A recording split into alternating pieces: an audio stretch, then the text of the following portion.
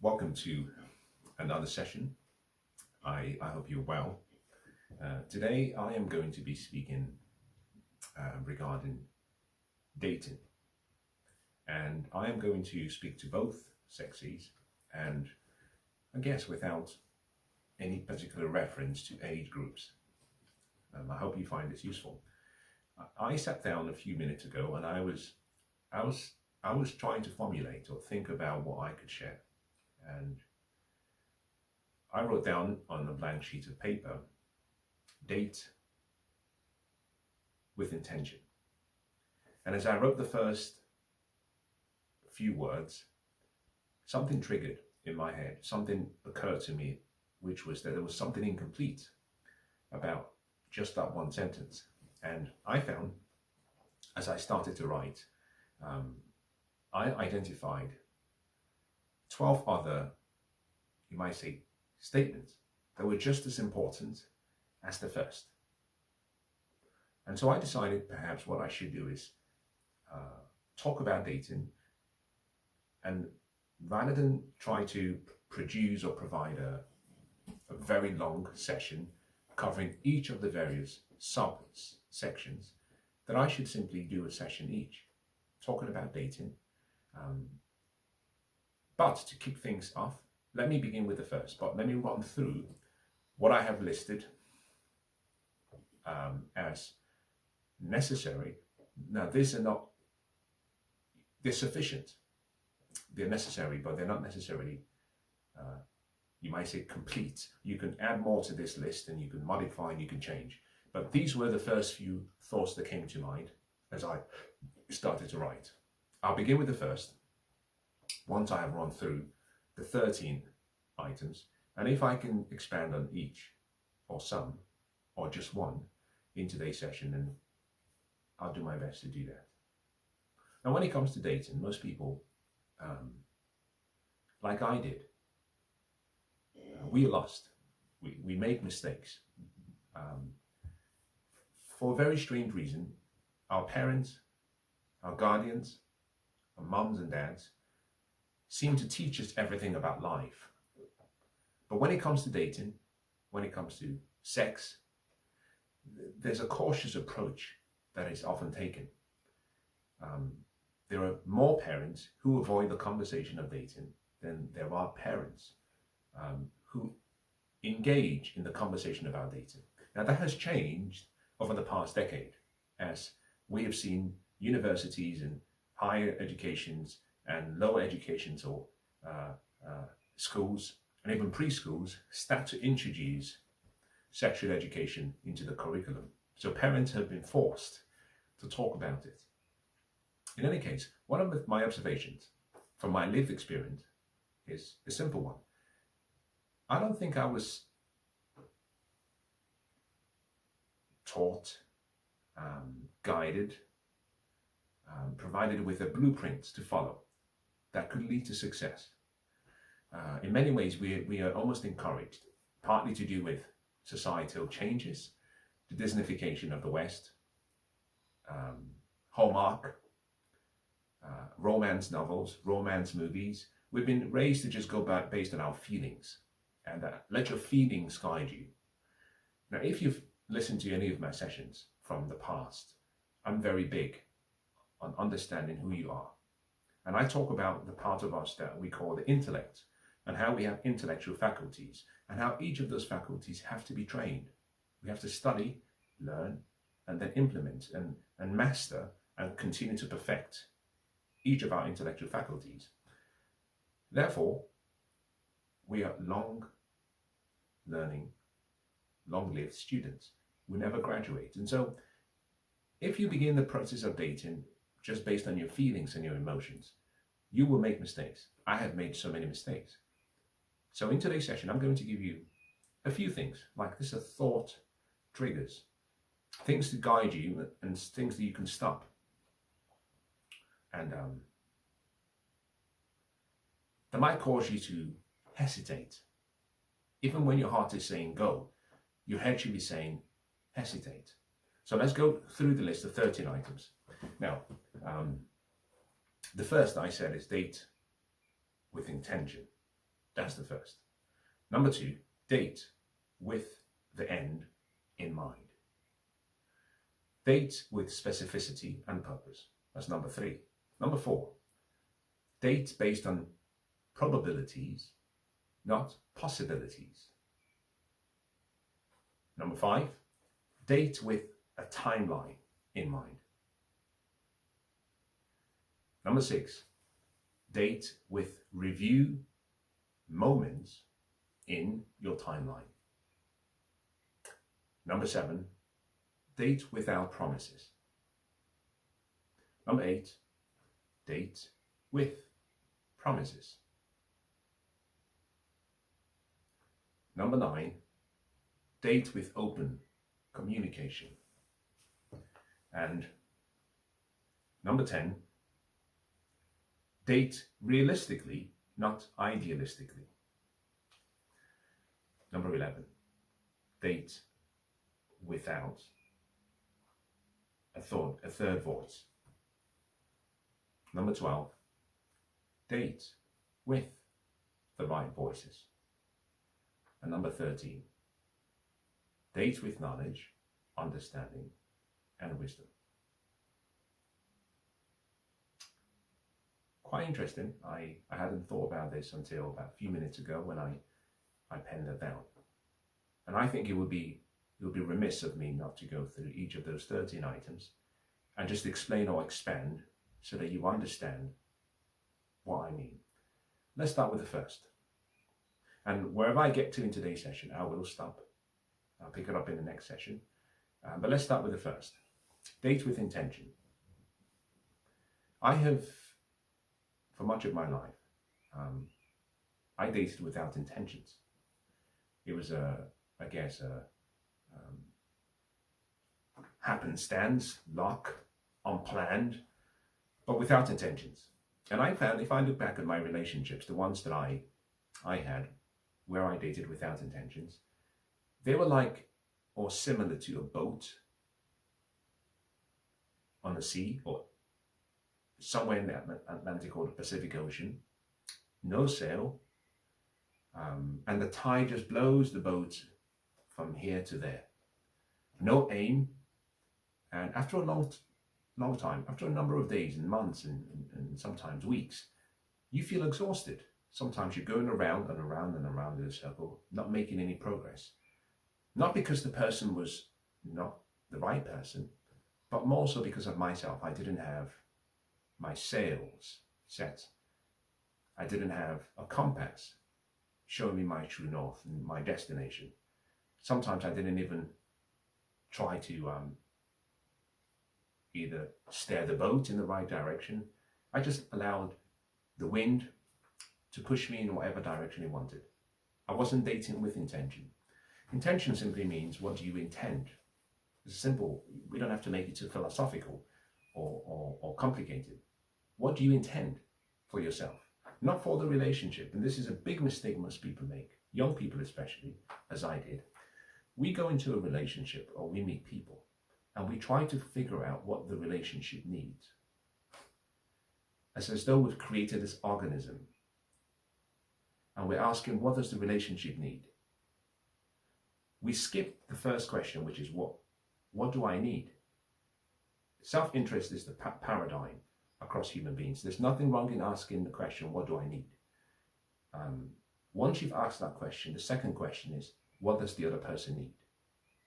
It's only when you're able to meet both needs that you have something we call a relationship.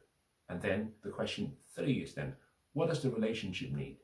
Recognizing that the relationship is anchored on 2 solid foundations. So the question, date with intention, simply means, what do you intend for yourself? What does the other person intend for themselves? What does the relationship need? Intention, intention, intention. Just keep that in mind when you date. What is the intention? Now, most young men do not date with intention. Well, let me take that back. I'm sorry. That's wrong. Most young men certainly date with intention. Most young women do not date with intention. Here's the reason. And I started today's session talking about dating, and I made a huge mistake. I always believe in definitions, to define things carefully before you start talking about them, because to one person there could be a perceived meaning, and to another person there could be perhaps a displayed meaning or a conveyed meaning, and both parties may not understand the meaning that they both have in their heads. I always talk about two things when I talk about relationships and intersexual dynamics. Number one, I talk about the fact that there's something called the relationship marketplace, and there is something called a dating marketplace. There are two different places, figuratively speaking. In the dating marketplace, people are generally looking for short-term, medium-term experiences, usually fun. In the relationship marketplace, people are trying to find something more long-lasting and meaningful. They might be looking for marriage, civil partnership, cohabitation, or just a long-term, loving, kind, nurturing union. In the first marketplace, usually men go into those marketplaces seeking our physical pleasures. So generally speaking, dating is synonymous with sex. When a guy says I'm dating her or I'm going on a date, he's saying I'm having sex with her or I hope to have sex with her. We may not be able to articulate this carefully to you, but dating for a man simply means sex. Now for women, I know it's different, because women can date emotionally and men can date by separating their emotions from the activities that come from dating, such as intercourse. In the relationship marketplace, things change. You have to bring in your emotions, because in the first marketplace, it's more of it's a zero-sum game. It's about winning. In the second marketplace, it's more of a positive sum game. It's about both parties achieving what they want. So when I'm talking about dating in this particular instance, I'm making I'm attributing a wrong word to the wrong group. If you're having sex, I don't have much to share or to teach you, because it should be very clear as to what you are doing. There might be some decorums and behaviors and mannerisms and processes and you might say candor needed to your activities, but there's not much to share with you. I'm using dating in this instance to refer to a combination of two things, primarily relationships and long-term experiences. That's my focus here, but I'm using the word dating, I guess because I never thought about it carefully in writing the first few words. But I'm talking about relationships. But forgive me for using the word dating, recognizing that in one marketplace it means something else, and in another marketplace it could mean another thing. So in the first marketplace, dating simply means short-term sex for men. But in the second marketplace, a man who's looking to get married, looking for something more substantial, dating will be a process through which he finds his goals and dreams, or achieves his goals and dreams and finds someone of significance. So it will include the initial introduction, conversation, communication, hopefully intimacy, sex, and then relationship, and hopefully moving forward into something more of a commitment and something long-lasting. So here's the first thing to say.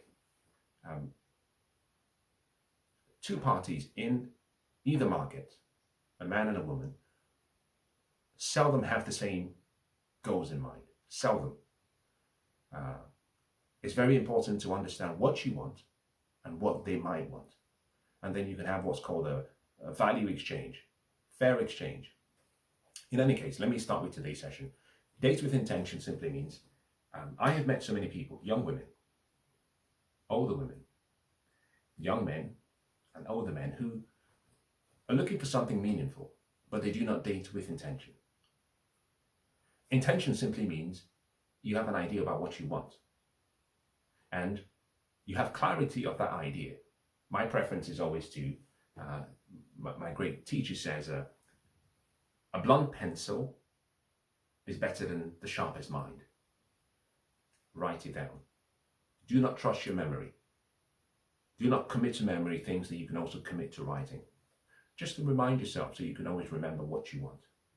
Most people cannot state and do not have in written form what they want from a relationship. They do not have any idea of their true intentions. Now they can tell you how they feel, but we know feelings change. Feelings are important. They change how we behave. They change our actions, our habits. They are important, but written down, you can take control of the wrong feeling and set it aside, or you can take hold of the right feeling and hold it in place. So the first thing is to date with intention. And I have found most people go on dates, first dates, and they do not state their intentions.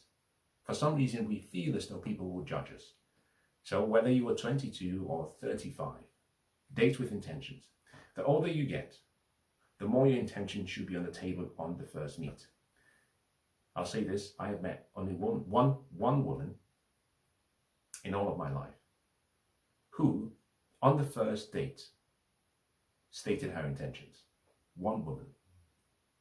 I have found other people are often very careful.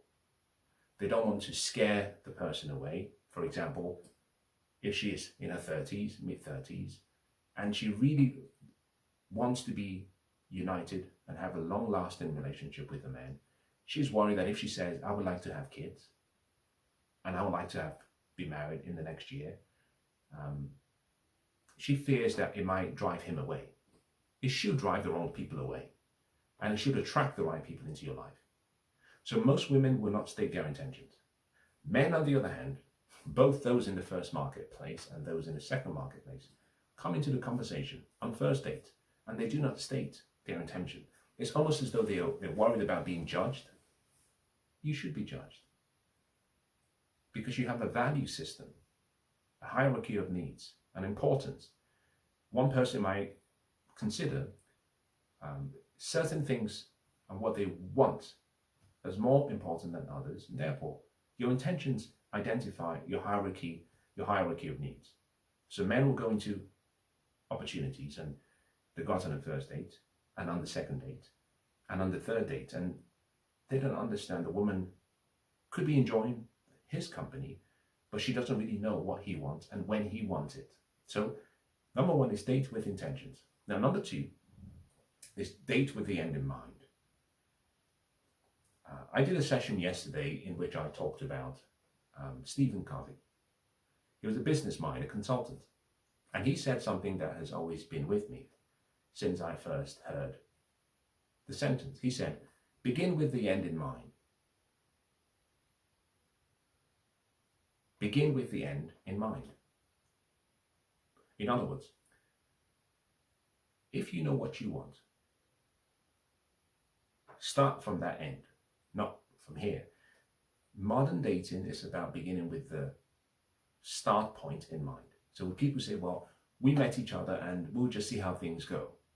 5 years down the line, you've wasted 5 of your most precious years, your youth, your beauty, your femininity, your chastity, your love, your resources, your time.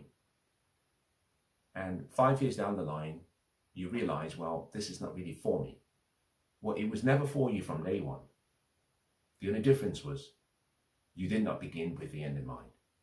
So for example, let me make it very clear, give you examples. Let's assume you're 22. And in the session I did 2 days ago, I talked about how to estimate the whole process of the end. You're 22, but you're not sure what you want at 35. Well, sit down with people who love you, your mother, your father, and brainstorm ideas and come up with potential future goals that you might hold on to. Let them be goals that are not against your biology, and let them be goals that are not opposed to the fact that life doesn't give you everything you want. Let it be dreams and hopes, but also realistic goals. And take all those photographs or pictures in words of the possible futures you might have and sit down. And that could be a concept of how you start with the end in mind. And then from there, work backwards. In practical terms, you're 22, You want to be married at 30, or you want to be married at 27.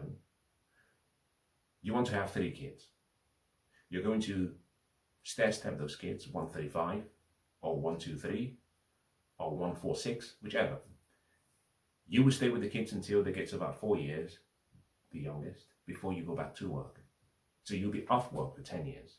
If you started at 27, then you'll be at home looking after your kids until about 37. If you want to get married at 27, then usually it takes some time for people to bond, get to know each other, and make that commitment. So if you started at 27, but you gave yourself some time before you started having the kids, let's say you got married at 25, I usually recommend you wait at least 2 years or 3 years before you start having kids. So you could get past that in-love high, and you make sure both of you are compatible. And if you're not, you annul the marriage, but you haven't had kids. So you're 2 separate individuals. You can just walk your separate ways. No damage to the children. So we say you get married at 25, but you need time to meet the person. You need time to get to know the person. We say 6 months to 1 year. 1 year being a useful marker, which means you have to have met the person at 24. Now you're 22. Now can you see how by beginning with the end in mind and working backwards, it simply means you have 2 years to meet the man of your dreams and start that process of committing emotionally to him and him to you so that you can get married at 25. Now, if you have 2 years, that is one metric you can put aside. Second metric, if I have 2 years and I will begin the process of having children at 27, I need a man who can provide for a family of 5 adequately. So you begin with the end in mind and you work out, well, what would he need to earn? How old would he have to be able to earn that amount of money and to have done it for a number of years, say 5 years as a minimum. So it gives you an idea about the kind of man who you should be dating, where he could be, and his age, his income. Therefore, when you go out to date at 22, if you're dating someone seriously, you don't have to worry about coming across as perhaps being too direct. The reason is you're starting with the end in mind. You don't have time to waste. So if you were meeting young men who were 20 or 18 or 19 or 22, your age, it would be a waste of time because it would be too much of a burden to put on a young man of that age. He would need more time. You would have to be dating men who are roughly 7 to 10 years, you're older, so roughly about, say, 29 going on 30 and above. Can you see that about beginning with the end in mind? You automatically connect to the first, which is begin date with intention. And therefore, this leads me to number 3. Date with specificity and purpose. Let me say that again. Date with specificity and purpose. There is a purpose for everything under the sun. We do not always know what the purpose of each thing is or could be. Our ignorance does not mean that the purpose does not exist, but our ignorance leads us to abuse or misuse things that we are not knowledgeable or wise about. The purpose of dating is not just so you have a great time, and I'm talking about long-term dating. The purpose of being in a union with someone is not just so that you have someone around you. The purpose of marriage is not just so you have happiness. The purpose of children is not so that you have, let's say this, hopefully this annuity that guarantees that when you get to your retirement age, you get some money from your kids. Everything has a purpose. You have to understand the purpose. So date with specificity and purpose. Now, what does specificity mean? We go back to the example I gave you. Specific. The word specificity comes from the word specific. You're very specific about who you go out with and who you date. There is no need. Now, he might have a heart of gold. He might look as gorgeous as Brad Pitt in his 20s. I'm going to get controversial here now. Let's say he might be a Christian. But if you are Muslim and mom and dad and your religion expects, and your family expects you to marry someone within your religion, his looks and his youth, and unfortunately his religion, controversy, does not lend him as the right person to be dating. You're wasting time. So you have to be specific. This simply means you have clarity about what you want in the end. You have the intention on day one, and you state your intention on day one. Do not worry about what people think. Some will, some won't, so what? Next. Now remember this, the acronym. SW, SW, SON. Some will, some won't, so what? Next. Day one, first date, state your intentions. Day one, first date, begin with the end in mind. Day one, first date, you're dating specificity and purpose. What is the purpose? Now, if you want to have fun, if you are in the first marketplace, which is just purely dating and having fun short term, having sex, having a great time, state it. This is where I see a lot of people make mistakes. We are too worried about how people will perceive us. It's almost as though we do not have any self-esteem or self-worth or self-assurance. We don't have a self-identity. We are simply always begging for other people to like our intentions, so much so that we do not state what we want. Date number one. Listen, I find you very attractive. You seem like a great girl. But let me make it very clear. I've just come out from a relationship. It was a long-term relationship. I'm trying to get through the process. I'm not looking for something long-term. I'm working on myself. I'm seeing a therapist, for example. I'm fine. I'm just going through a way of healing, letting go of the negatives and holding on to the positives. And therefore, I'm looking simply to have a great time. You seem like you're fun to be around. I'm happy to share my time with you, but I'm not making any promises. So I'm not emotionally available. Specificity. The other person can then choose to accept or to reject. But the one thing they will never do is come to you later on and say, you broke my heart, you deceived me, I invested my time in you and now you're not ready. You have been honest and you've been forthright and you've been direct. Now, number 4, dates with and based on probabilities, not possibilities.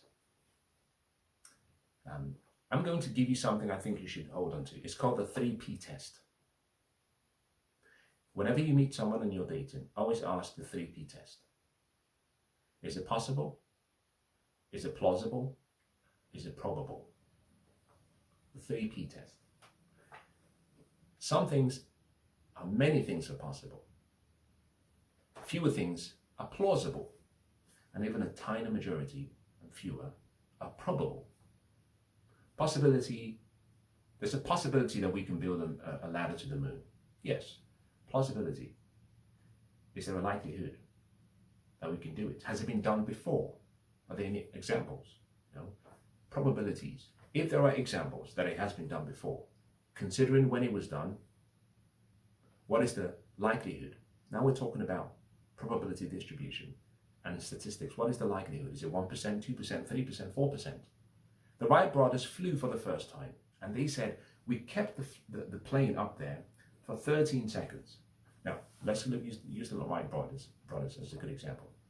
When they were building the plane, the neighbors, for those of you who are not familiar, I think that I shared this about 7 years ago. The Wright brothers came from a family where their father was a minister, a Christian minister. And he told his sons, if God wanted you to fly, he would have created into existence the ability for human beings to fly. So you have to stop this activities and exercises you're indulging in. It will not happen. Their father told the sons, pie in the sky. It has never been done before. They said, it's possible. Why? Because everything is possible. But there was no, on a plausibility level, it was much lower because they had no data, history, evidence, no testimonials. But they went ahead and they did it. They got that flight into midair and they stayed there for 13 seconds. At the moment they achieved that, it no longer became possible, it was then plausible. The people who came afterwards then used the Wright brothers as a benchmark. They said it's possible that we can actually create a plane that can fly. And it's also plausible because someone else has done it before, although it lasted for 13 seconds. And therefore, the probability that we can succeed on a time basis is X in numbers, 1% and 2%. So they could work with probabilities. So in your relationships and when you're dating, you have to work based on probabilities, not possibilities. A good example. You meet me, and I may have a kind heart, a heart of gold. You're 22, I am 29, and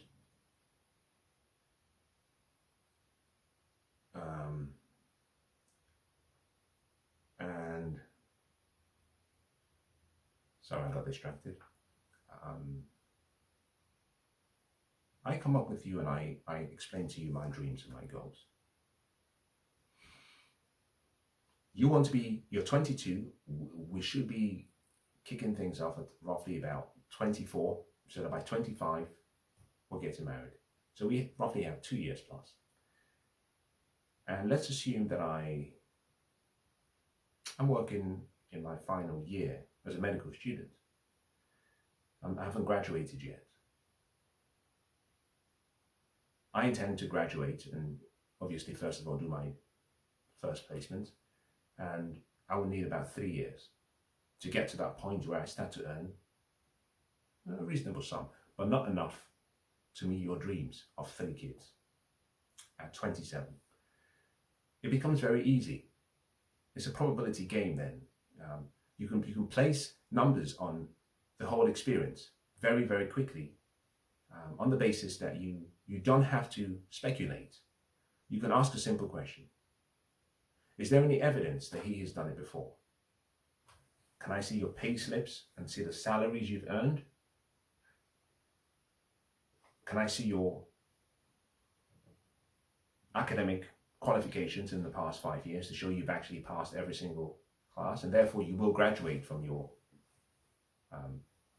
medical school? By taking those steps, you're looking at probabilities, you're not looking at possibilities. Whereas if I said to you, well, it's possible that I will do very well and I can earn I can earn enough for us to meet our needs. It's possible. It's possible I can win the lottery, but that is not a financial strategy that is shrewd. You need time. And so many people date based on possibilities. It's possible that he will fall in love with me. It's possible that he will stop smoking. It's possible that he will quit drinking too much. It's possible that he will actually stop being violent towards me. Everything is possible. Fewer things are plausible, and even fewer things are probable. Put numbers on whatever promises you receive. Now let me end today's session with number 5, which is date with review timelines in mind. Now before I do that, let me do something before that. Number 5, date with timelines in mind. And then the next session we'll do date with review timelines in mind. You're 22. You started with your intention. You worked out what your end in mind was. You're dating with specificity and purpose and probabilities. We bring in the picture of time into the equation. Here is where I have seen the worst decisions being made by women, and women who should know better. And I have seen families, fathers and mothers, sit back and encourage such wrong decisions. Between men and women, we have a double standard. There are double standards that benefit men, and there are double standards that benefit women. When it comes to mating and dating, and for those who want to reproduce, the reproduction timeline favors men than it does women. A woman is born with the maximum number of eggs, and as time goes by, once she gets to the point where the eggs are released, and those eggs start to wither and die, the quality and the quantity starts to decrease.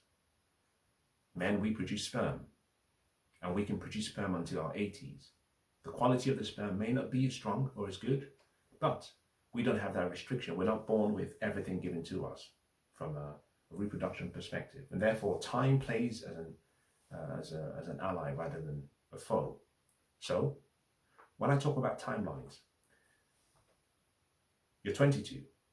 You have identified that you want to be married at 25, but you would like to have been dating me for a year before then. So at 24, you want to be in a relationship. Let's assume I came up to you at 22 and I met all of your standards. And we started dating. And let's assume you went through the whole process and you were very clear about your intentions and you were very clear about what you wanted, your goals and your dreams. And I ticked all the boxes. You've given me a timeline. You've said from on date number 1 or number 2 or number 3. You don't have to give out everything on the first date, but begin with intention. That's for sure on your part. And then you can share more in the second or the third date, but do not go beyond date number 3. Huge mistakes I see people making. You don't want the person to run away. You don't want to scare them away.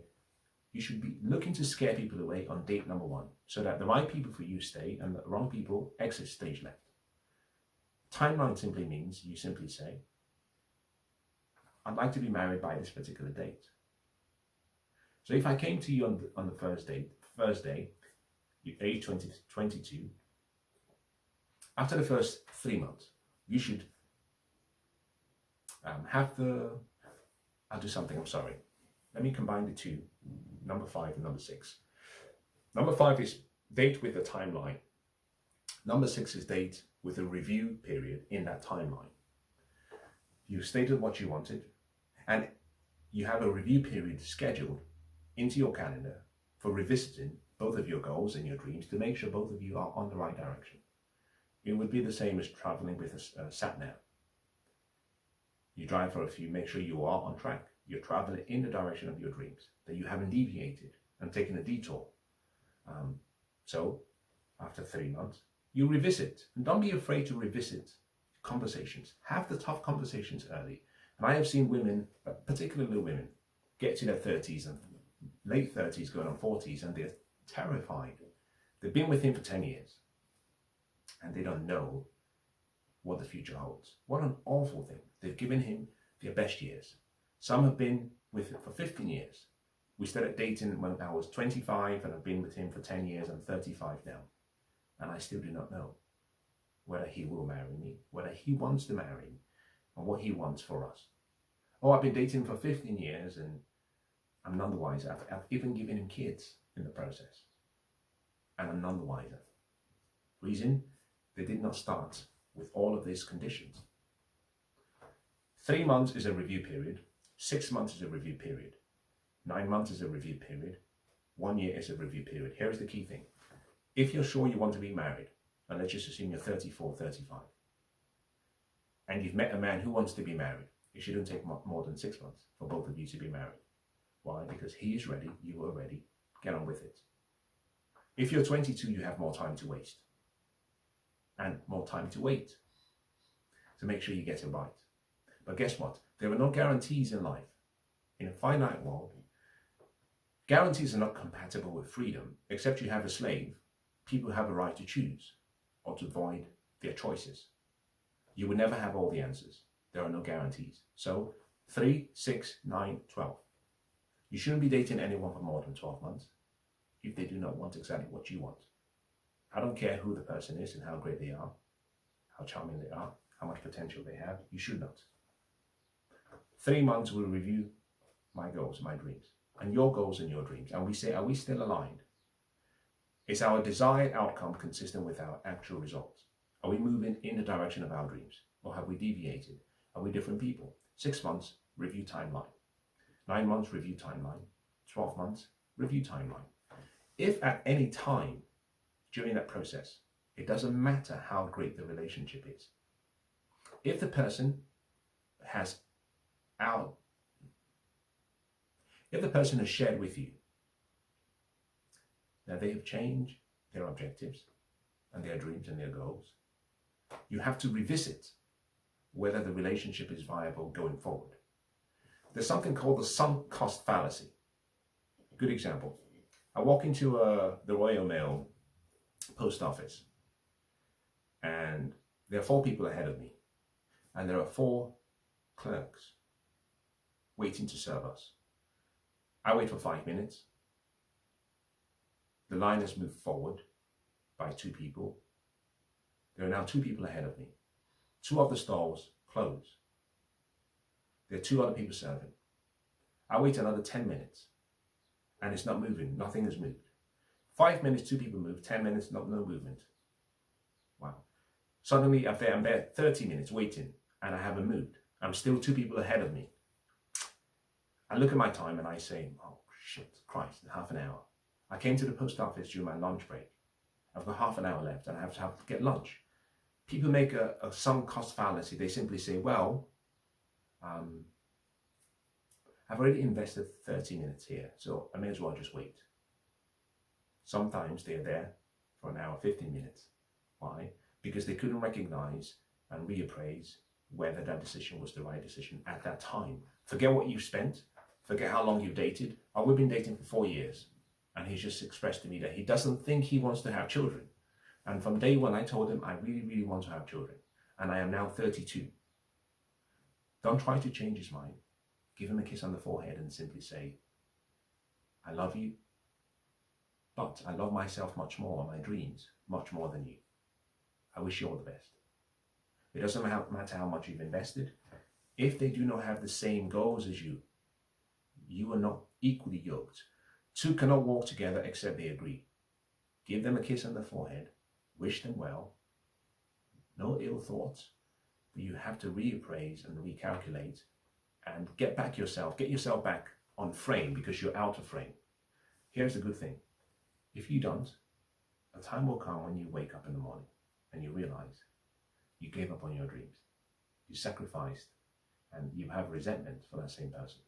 Maybe 39, 40, no kids, resentment. 39, 40, he leaves you and finds someone and has children with them within the first 6 months. Reappraise, review your timelines. Now those are 6 items that I will discuss in today's session. In the session that follows, I'm going to talk about the other 7. Let me summarize the ones I have covered today. Number 1, date with intention.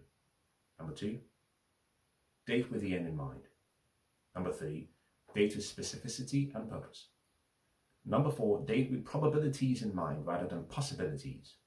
Number 5, date with timelines. And number 6, date but review your timelines. 3 months, 6 months, 9 months, 12 months. Now I hope that's been useful.